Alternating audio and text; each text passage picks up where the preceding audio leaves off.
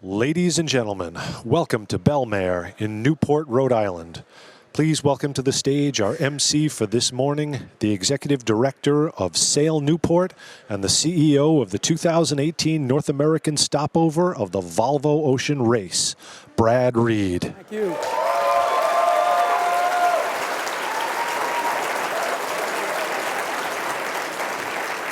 Thank you very much. Thank you. Welcome. Welcome to Belmare. Welcome to Newport, Rhode Island.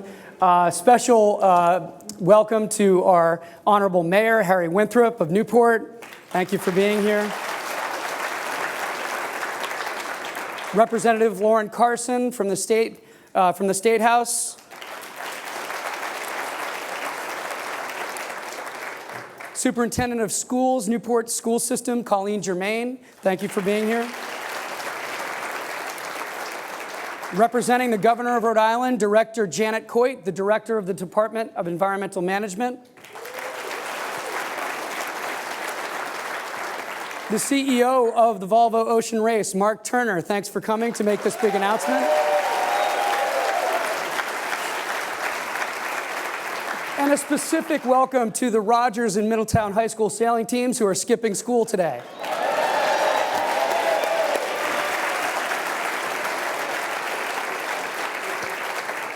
Whoops. Oh, excuse me. Stage malfunction. In 2015, the 2015 North American Stopover, the Volvo Ocean Race, created a new legacy, building on Rhode Island's rich history in marine trades and maritime events. We showcased Rhode Island's endearing, charming, engaging, and winning tourist destinations. We promoted our exceptional marine industry, exhibited award-winning sustainable event management practices, and proved that environmental education and stewardship can be hallmarks of major marine events. All these accomplishments were shown in the brightest light on the biggest stage that our sport has to offer. Sail Newport's very proud of these accomplishments, and we're honored that Rhode Island and Newport are once again the Volvo Ocean Race North American Stopover.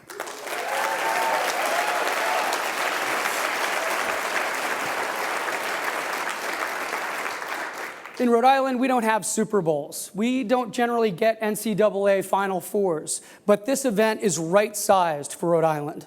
And we proved that a small boutique city in this country's most attractive seaside state can offer a better return on investment for Volvo than any other North American port in the history of the Volvo Ocean Race.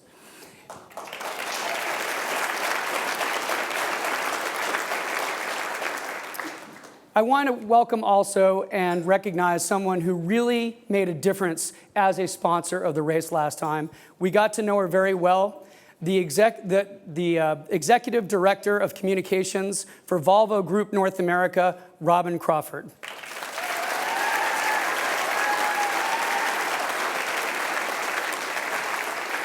Robin told me that the sponsors loved this race. Volvo Cars, Volvo Trucks, Volvo Group, and that we're actually one of the, how do you say this? We are what other ports strive for in running a Volvo Ocean Race Stopover. So thank you very much for your guidance, your input, your support. Volvo Trucks, Volvo Group, thank you.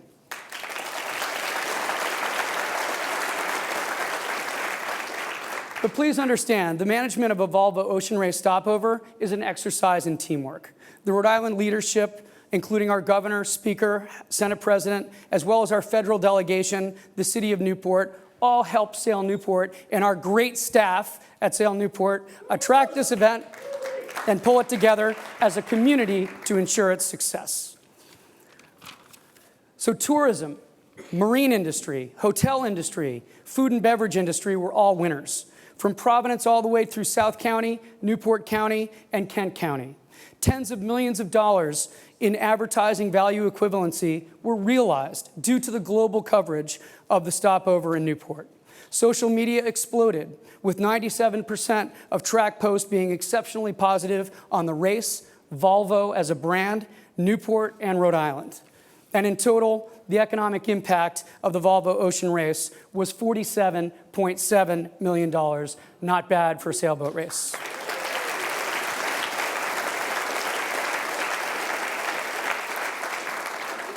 So here we go again. Show a short little video here. And I also want to, do we know the numbers yet on the live stream, Avi? Yeah, we're about 800. Awesome. We're up close to 1,000 people watching on the live stream.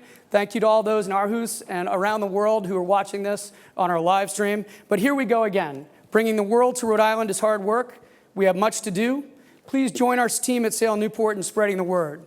Promote the greatness of Rhode Island as a destination, our marine industry leadership, encourage classrooms around the country to follow the race, utilize our online learning modules, and book a tour at the stopover.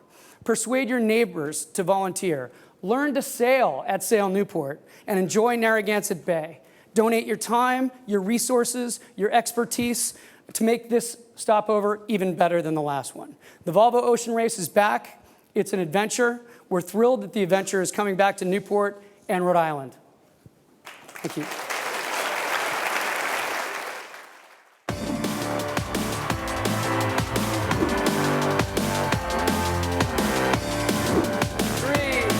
2, 1. There's a feeling building inside of me. I can't hide it. I need to let it be free. I don't know how you're gonna take to it, but if you understand just a little bit, oh, follow me, show a burning desire. Follow me, set your heart on fire. Follow me, take your love, take your love. Follow me, high above, high above. Everyone on the team felt at home this week and this whole stopover. It's been incredible.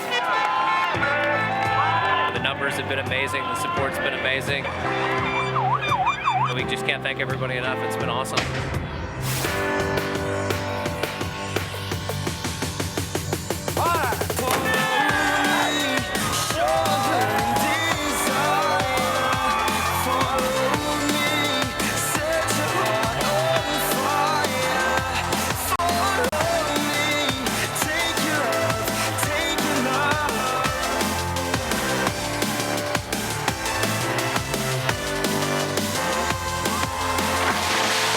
Yeah, I mean, this is breathtaking.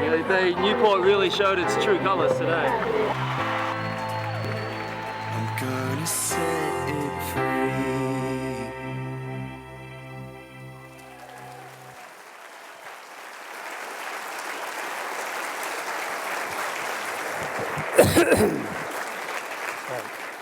So before I get to our next speakers, I just wanted to say a little bit about the people. This race is an adventure.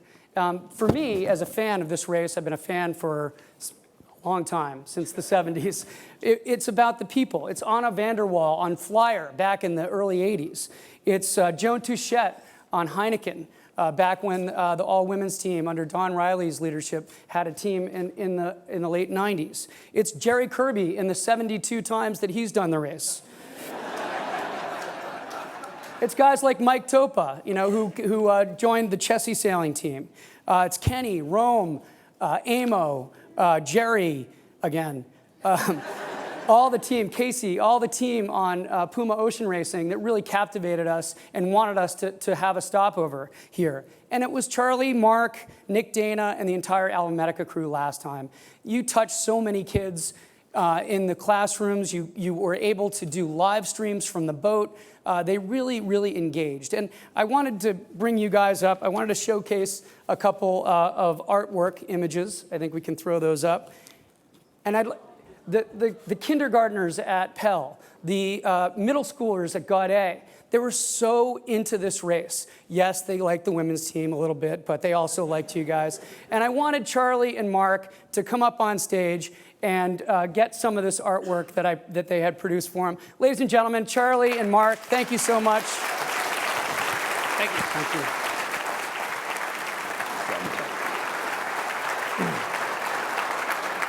Just slide left just a little bit.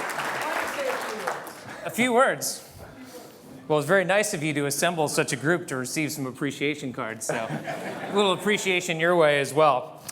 Anyway, thank you for such a wonderful introduction, and thank you to everybody here in Newport that made it out, even those of you that skipped school. I'm sure that was a tough one for you. Everybody in Denmark that's watching this live, and everybody in all corners of the world that's watching this on a live stream, thank you for making it today. In addition to receiving these cards, we have some news to tell the world, and that is to announce our participation in the next edition of the Volvo Ocean Race. Right. Oh! There you go. So cute. I think that's the guy from the slide. Anyway, we have a fantastic group of partners. The name of our team will be Vestas 11th Hour Racing, and it's our goal to win the next race while reshaping the way that the sailing community, as well as the community as a whole, thinks about sustainability.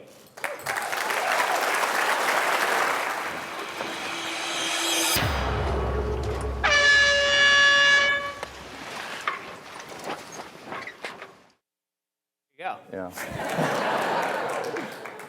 As all of you know, both Vestas and 11th Hour Racing have a long-standing history in using sailing as a platform to inspire change. Vestas is a global leader in sustainable energy solutions, and 11th Hour Racing sponsorship portfolio really demonstrates their deep-rooted commitment to sustainability in the sport of sailing. So we're really, really looking forward to working with them on our upcoming campaign.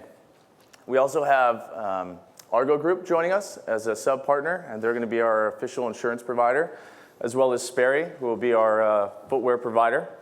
And we're also going to be working with the Oak Cliff Sailing Center on a youth development program and the USMMA Sailing Foundation. On a more personal level, it's great for me to be able to announce our participation in a race that's been a dream of mine for a long time, especially having grown up just 20 minutes from here. That dream, as you can see from the slideshow, became a reality in the 2014-15 race, but there's much to improve upon. We can't wait to capitalize on some of our learnings from the last race, both on and off the water. I was privileged enough to grow up here on the pristine waters of Narragansett Bay. It's made me an ocean advocate, and I'm happy to share that passion and those sentiments with the rest of the world and the sailing community, as this race approaches. On an even more personal note, I'd like to thank my family. That's my pregnant wife in the background with my 18-month-old son. So it takes a lot of understanding, certainly, and thank you for letting me embark on yet another adventure. I appreciate your support up until now, and hopefully just paying it forward for the future. So thank you very much. On a more professional level, I can tell you that getting to today is arguably a lot harder than actually sailing around the world itself. There's a lot that goes into it in the background, and I can tell you guys that Mark does a lion's share of that work. And I couldn't ask for a better partner. He works tirelessly, and it's really an honor to have him as a partner, but also a member of the sailing team, and a guy that's pulling a lot of the strings in the background. So a big thank you to my family and Mark, certainly.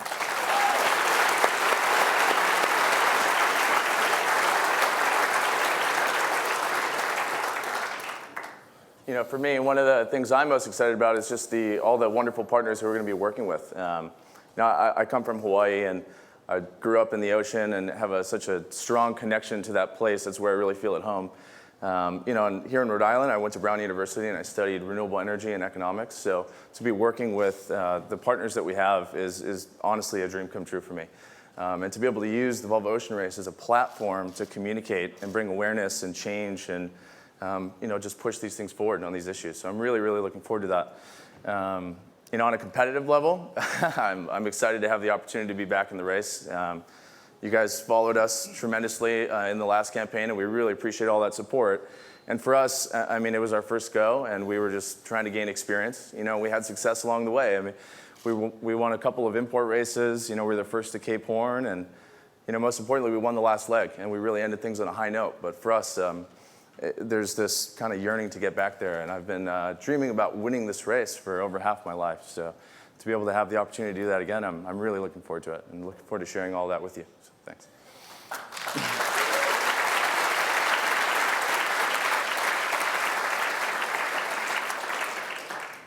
As you can tell, we're certainly eager to get going, and we'll be sailing on the refit Volvo Ocean 65 in less than a month's time.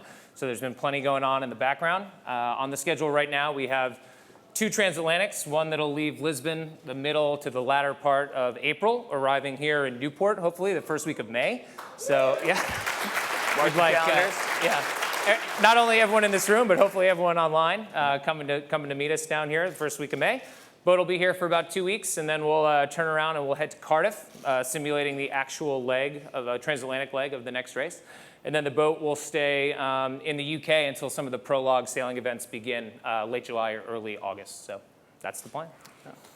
And on the activation side, we've got some tremendously bold plans, both in sustainability as well as otherwise. We're looking to reshape the way that we think about sustainability in not only sailing, but just in our daily lives. And the success of our campaign moving forward will ultimately hinge on our collective ability to, see all those things through. So we've got some bold plans. We look forward to engaging with everybody on them, and we're also looking for, additional support to try to make that happen. So look forward to talking to everybody about it.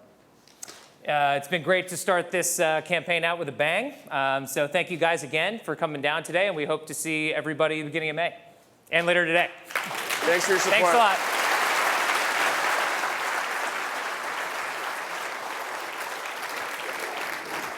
I had no idea that you were going to announce today. None. You got to show the crowd Bruce's picture. Bruce spent the night last night doing a Vestas diagram. Let's hear it for Bruce Gibson. One of our Sail Newport sailors. Do you want to be sailing the Volvo Ocean Race? Yeah. All right. Good. Dad, what do you think of that? Mom, you good? All right, well, we'll do some Q&A a little bit after with Charlie and Mark. Right now, it's my pleasure, it's my honor to introduce the president of Vestas Americas, Chris Brown. Thank you. So just a quick hello. One of the things that's important for us is the attributes that obviously Mark and Charlie have, and that's collaboration. We had dinner last night at Bouchard's, and one of the things that struck me that they said was, hey, you guys are all about sustainability, and we are. But I think more importantly, what they said is, what we didn't understand is, you make it possible for us to sail around the world.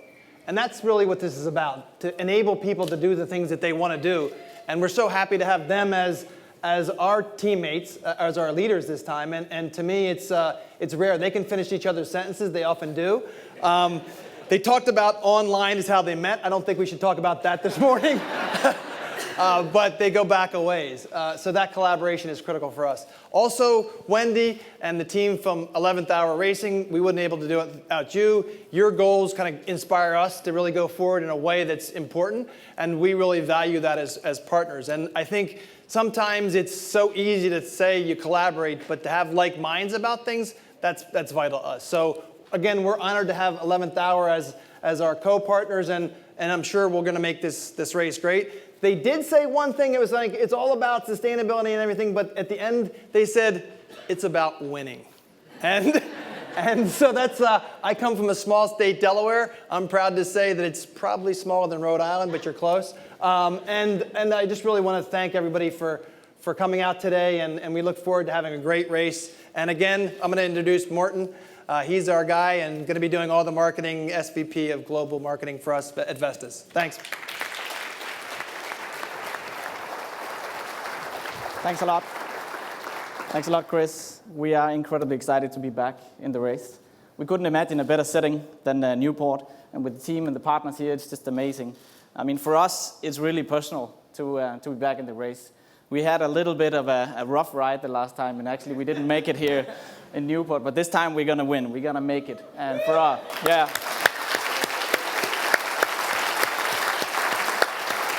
It's about winning, absolutely about winning, but it's also about sending some messaging. And I think the partners we have here with the 11th Hour Investors, it's about sustainability, it's about clean energy, and it's about sending a message that you can actually win through sustainability. So we look forward to that. We look forward to spending all this time with you. Thank you so much. It's great to be here. Thank you.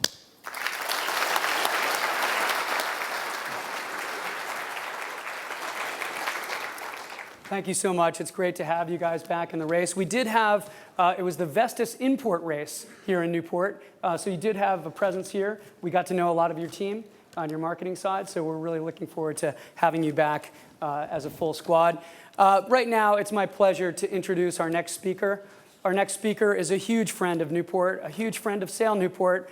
She is an advocate for the oceans, the environment.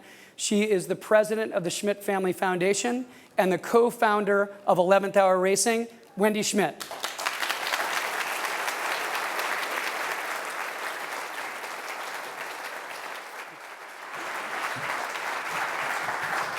Thank you, Brad. We're really excited to be here along with everybody else, and we do have a long relationship with you. We're very excited to see your green and sustainable sailing center open here in Newport later this year. Yep.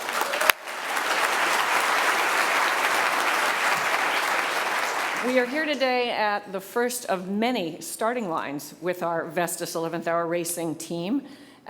We couldn't have a better co-title sponsor than Vestas. As you heard from Chris, we have very like-minded ways of looking at sailing, at sustainability.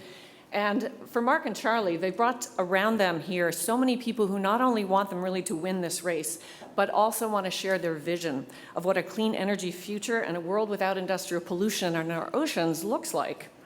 I'm just back from a regatta that I sailed last week in St. Bart's, and one of our tacticians on board actually made a very interesting observation. He said, when we think about the globalization that ties us all together around the world, that really began with sailors. It began with people getting in boats to trade and to explore. And I like to think that sailing today can offer the beginning of many solutions to the unintended consequences of our global activity and their impact on the oceans. So many challenges, including the rather alarming prospect that by 2050 there could be, by volume, more plastic than fish in the oceans. 11th Hour Racing is joining forces with Vestas to use this Volvo ocean racing platform to champion the goals of sustainability in everyday life. They are doing it with the power of the wind. We are doing it by connecting a winning team with restoring the health of the oceans that play such a vital role in the climate and in the habitability of our planet for the human race. You know, our Earth is estimated to be about 4.5 billion years old, but the first humans didn't appear until about 200,000 years ago. And civilization as we know it is about 6,000 years old. So it's hard to think about how such a recent addition to the planet could have such a disproportionate effect on the stability of our climate in a little over 100 years. It's really mind-boggling, but here we are. And with Mark and Charlie and the dynamic team that they will put together leading this conversation, we aspire to touch the lives of everyone who uses our oceans for their industry, for their recreation, and for their sport, along with the millions of Volvo ocean racing fans around the world, raising awareness for this audience about ocean health in all the places that the team will visit, recognizing this vital connection we all share wherever we live about a resource that is naturally bountiful and self-sustaining. It's not filled with plastic and debris or invasive species. It's not changing its chemistry more rapidly than at any time in recorded history.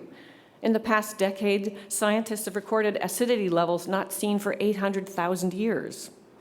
This is all making it very hard for many species to survive and to adapt. And there are a few exceptions, like our friend the jellyfish, who are really liking what's going on right now, if you're fans. As the team's partners, 11th Hour Racing will be hosting a series of ocean summits at 5 of the stopover locations during the race, modeled on the event that we hosted here in Newport in May of 2015. We bring together local government officials, conservation, research, and advocacy groups, along with the press, to raise the issues of pollution and plastic and marine debris, to present the work being done and the tools and techniques that are being funded, and to work increasingly towards global solutions. So the impact on our oceans after more than about 100 years of intense industrialization are massive and global and are witnessed by the Volvo ocean racing sailors in some of the most remote parts of the planet. And Mark and Charlie and their team are going to keep us informed as they go through the race and fill us in on what they're seeing. So in conclusion, I'd like to just say that I'm sorry, I don't have my last page. In conclusion, I do want to say that we have a responsibility. We need healthy oceans. This team is going to win and move that dial along because we do need the oceans as our lungs, our pantry, our pharmacy, and also as our playground. Thank you all very much.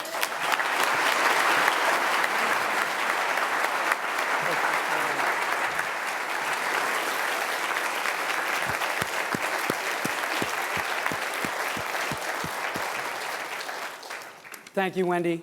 Our next speaker is new as the CEO of the race, but he's not new to the race. Mark Turner was the head of Dongfeng race team last time, who, as many of you know, who was here on the night of the finish, May 9th last time. Awesome. By the way, how many people here volunteered for the Volvo Ocean Race? That's a good show of hands. Thank you very much. So Mark has seen you. He's seen you in action. He's seen Newport be the vibrant port that we were. But now I get to introduce him in a slightly different role. Ladies and gentlemen, the CEO of the Volvo Ocean Race, Mark Turner.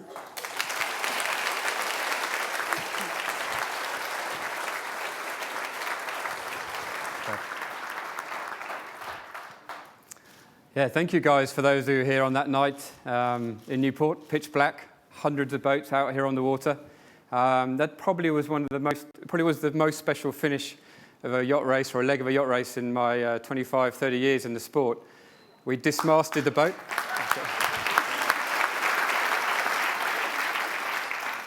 The previous leg in the Southern Ocean on Dongfeng, we lost the mast. And our hopes from leading the race overall to going down the leaderboard because of that dismasting, it felt like the race was over. But the guys came back. We got a mast somehow to Brazil and restarted that leg.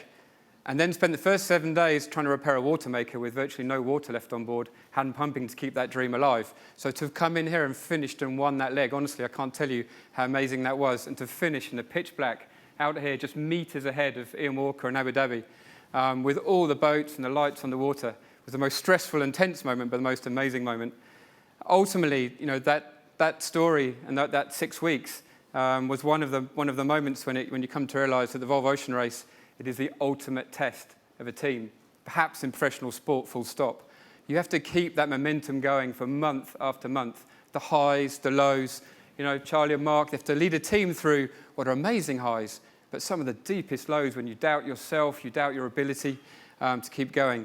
And that's what the Volvo Ocean Race is really about, the ultimate test of a team. It's also an obsession.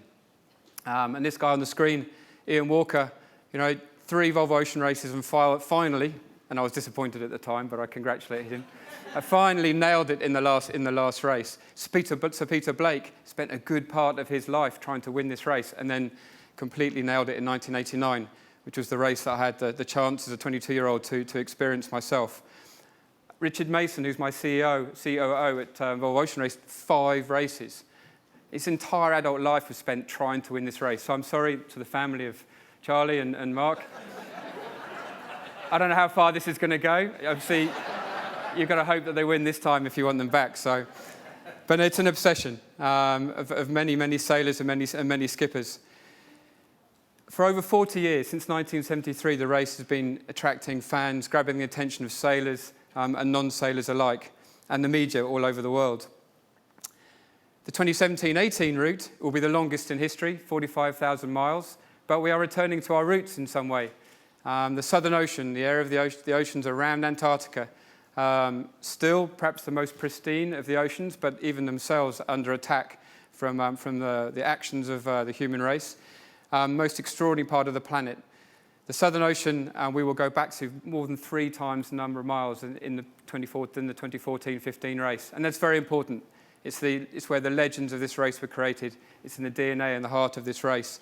So quite a different race course to the previous one. And of course, we're coming back to Newport, which is great, absolutely great news. Was absolutely one of the best stopovers, so well done to everybody here on that front in the last race. It will be the start of what will be a double-point race across the Atlantic to Cardiff. So it could be the leg from Newport that really decides the next Volvo Ocean Race. It's going to very much matter Newport. We will race across 4 oceans, touch 6 continents and 12 global cities.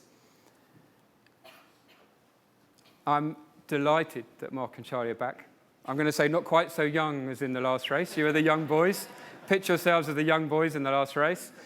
You're still pretty young, still got more hair than I've got, but let's see how you look at the end of this next one. But I'm very, very happy on a personal front to have seen you get here and having this stage.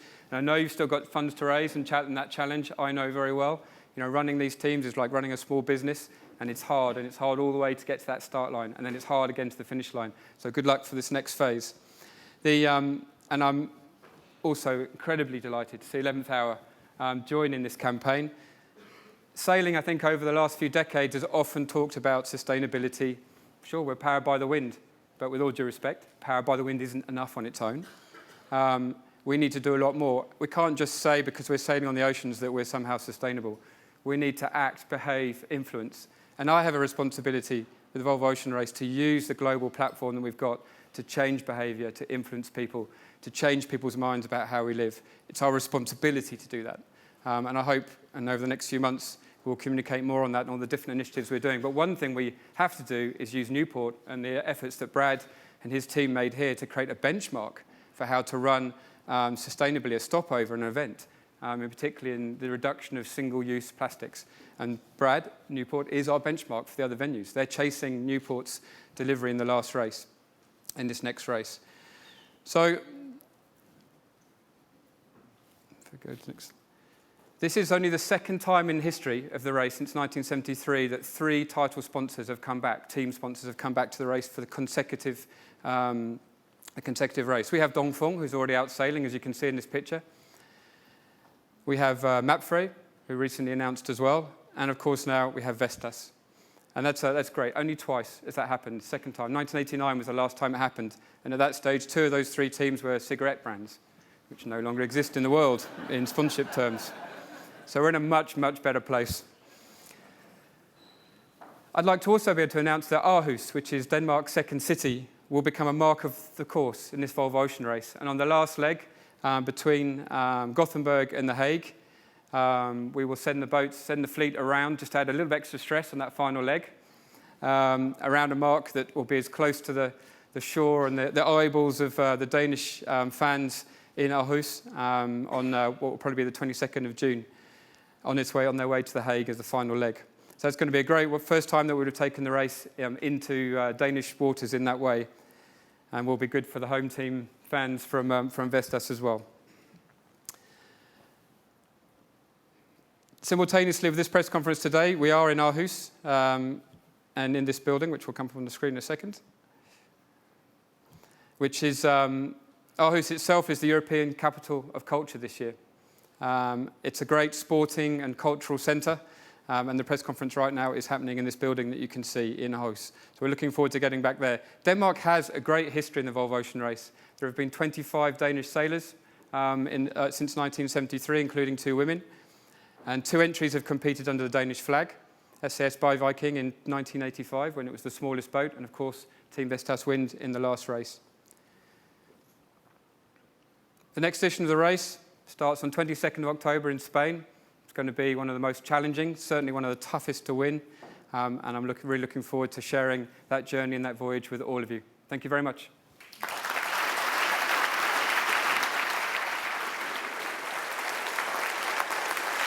Thank you, Mark. So before we take some questions, let's have a huge Newport welcome to Aarhus in Denmark. Let's hear it for joining the race.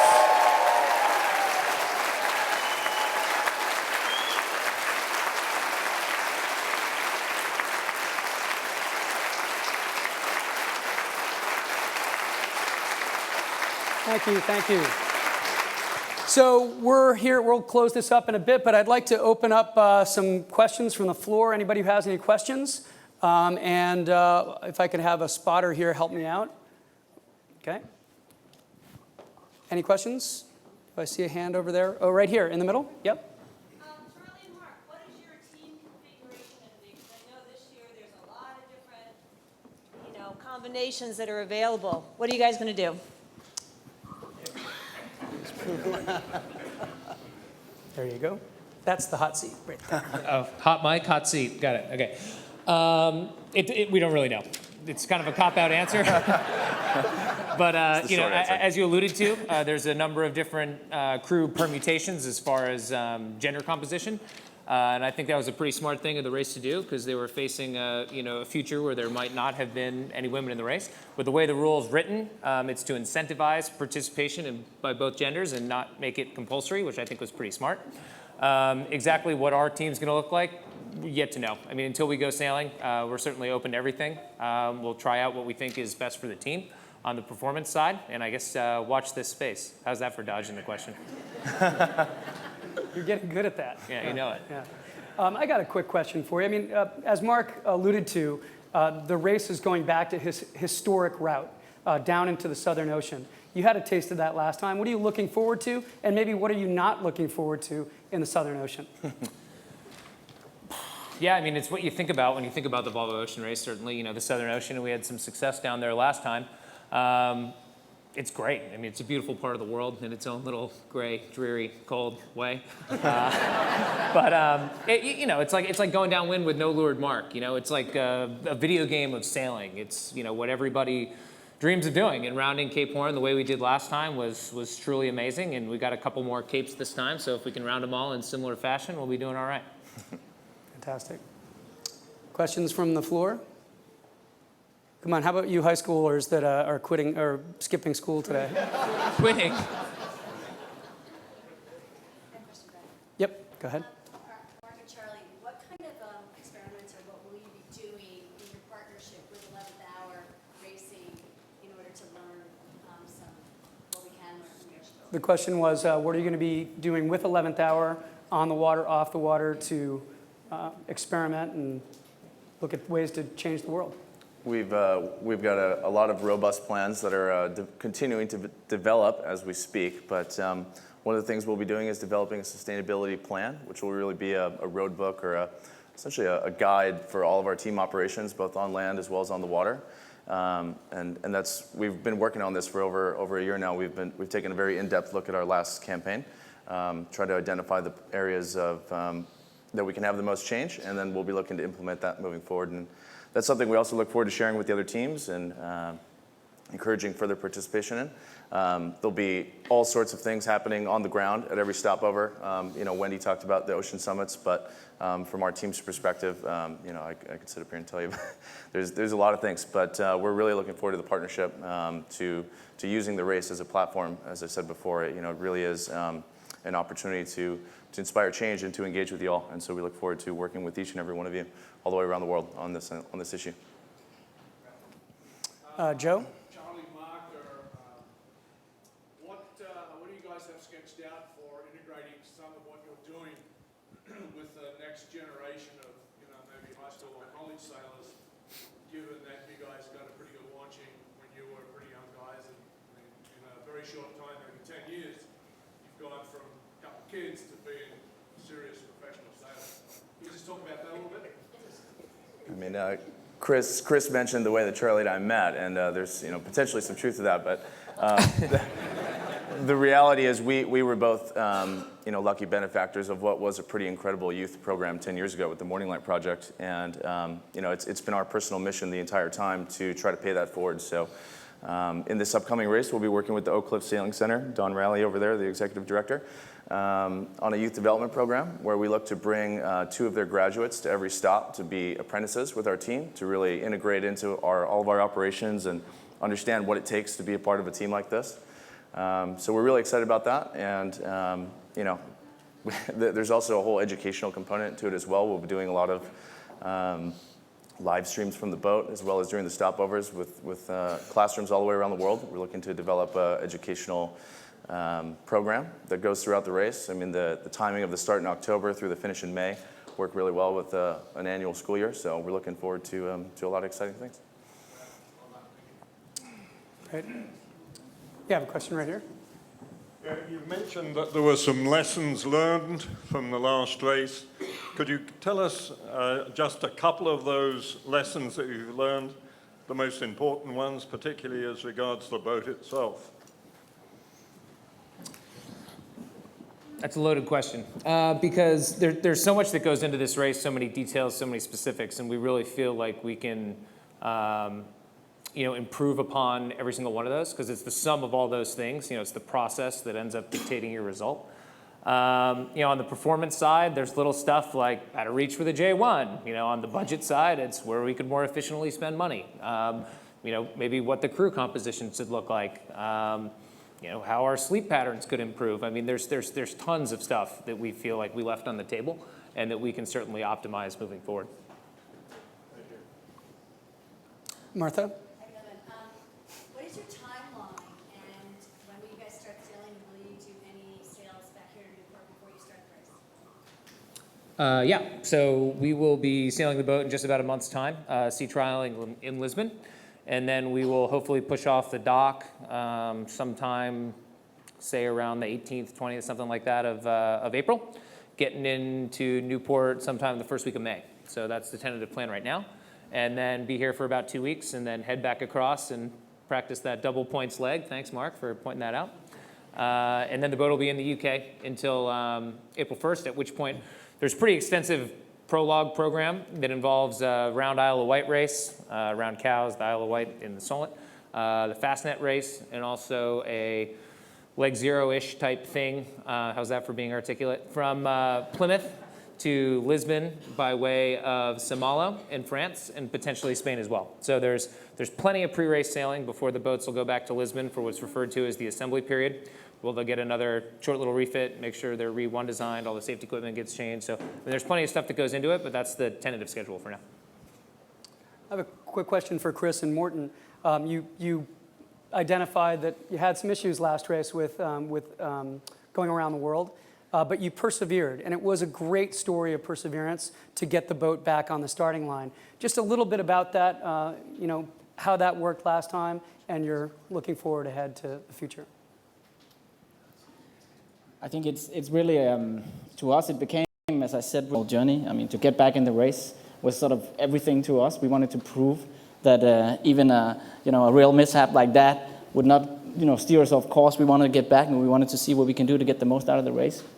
And for us, it ties really into the kind of company we want to be and that we aspire to be, a company that never sort of slows down in the face of climate change and all these sustainability issues that we have. We want to push our products and technology forward so they become solutions for us and for the world and for the planet. And I think if you combine the two elements we have here, the wind and the water, I mean, the power of the wind and the power of the water is actually what makes the sustainability case of my home country, Denmark, work. We have 50% of our electricity coming now from wind energy. And that's actually backed up by water because the battery for that is a hydropower. And so we are so committed to that kind of messaging, that betting on renewable energy and betting on sustainability is a winning strategy. So we had to get back in that race. We just had to, right? And that's who we are. So we don't like to lose. Last year, in 2015, we were in the United States. We were second place to a couple of very large companies, one of them GE, the other Siemens. This year, we're number one in North America and number one in the globe. So to Charlie and Mark, no pressure. We're back because we want to win. No pressure, Charlie. No pressure, Mark. Win. Not at all. W-I-N. Oh, actually, keep that one. I guess this one's for Wendy. Wendy, 11th Hour Racing's been around for quite a while. You have your team here in Newport. Tell us a little bit more about what 11th Hour Racing does, not just for Charlie and Mark, but for other sailors around the country and your legacy. Well, good. We represent an organization, we can't find anyone quite like us. We are a program of the Schmidt Family Foundation. We give grants to organizations like Sail Newport to do important work in the community and to weave sustainability into the discussion so that you're going to learn sailing and you're going to learn about how to do things differently. You mentioned single-serve plastic bottles. as one example. How did people get around sailing before the modern era of these materials that are strangling the planet? We need to think about it and take the responsibility. So 11th Hour Racing, in this case, is a very different kind of partner. Not being a corporate partner, we are here to leverage opportunity, education, outreach, and innovation for the teams that we are supporting. We are currently involved with the Land Rover BAR team for the America's Cup race. And when you weave sustainability into your DNA, you start to look at your operations, your use of water, food, material resources, what can you recycle? You open a whole new avenue of opportunity for industry and for creativity and solving a lot of the problems facing the environment as well. Thank you. And we thank you for all the hard work of 11th Hour, Schmidt Ocean Institute, Truth Corner Foundation. Good. A couple more questions. John? Brad, here's a question for you. What changes can we expect to see here at Fort Adams for the footprint of Volvo Ocean on this visit? Bigger, better, more awesome. We're going to roll. We have basically the same plan. We've Suma Faye Plowden, Suma, over here as our stopover director. Let's hear it for Suma.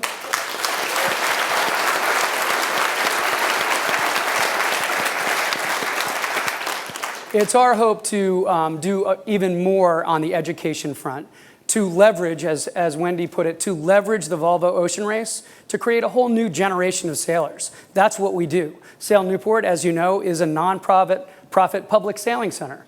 We supply access to the water. And what better way to supply that access, or at least introduce that access to the water that we provide, than through the Volvo Ocean Race. So education, working with the 4th grade school system, or with the Pell School, working with all the regional schools to follow the race, to use our curriculum, to use our online lesson plans. And I think that will really generate a lot of interest. But on site, there's a lot of new activities. Mark and his team are putting together new attractions. Volvo Group is bringing in more simulators, cool diggers and things like that for truck driving. Are we going to actually get to drive rock trucks like we did in Sweden? Yes? Oh, awesome. Rock trucks. We're going to have rock trucks. But no, it's going to be, we're going to really work hard to make sure that the mayor's proud. Yep.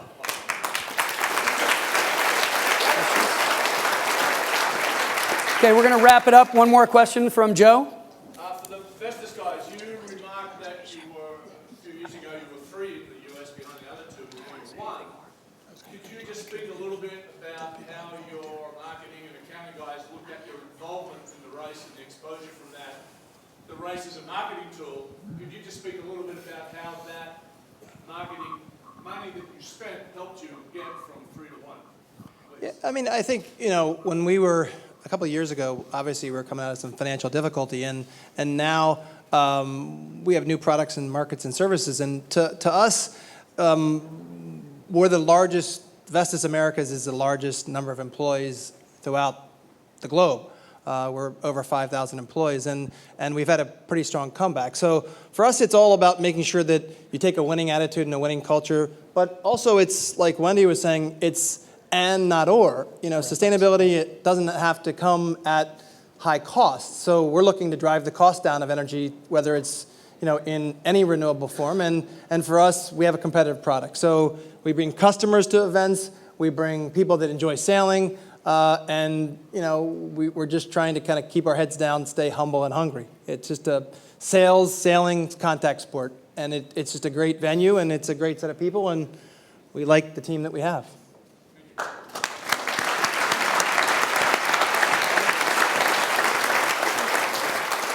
So thank you all so much. Thanks for all of you coming out and in the middle of your workday. We really appreciate it. All of us at Sail Newport would like you, the board of directors and the staff at Sail Newport would like you to join us at the Clark Cookhouse tonight at 5:30. There'll be some hors d'oeuvres thanks to David Ray and his team, and there's a cash bar. Come and raise a glass to Charlie and Mark and all the sponsors and all the people. Should be a great time. Thank you to all of our sponsors. We'd like to thank the Newport, Gurney's, Hotel Viking, the Marriott, specifically Longwood and Belmare, and of course, Cox Business. We could not have hooked up this live stream without you guys. Thank you very much, everyone, and we'll see you tonight at 5:30. Thank you.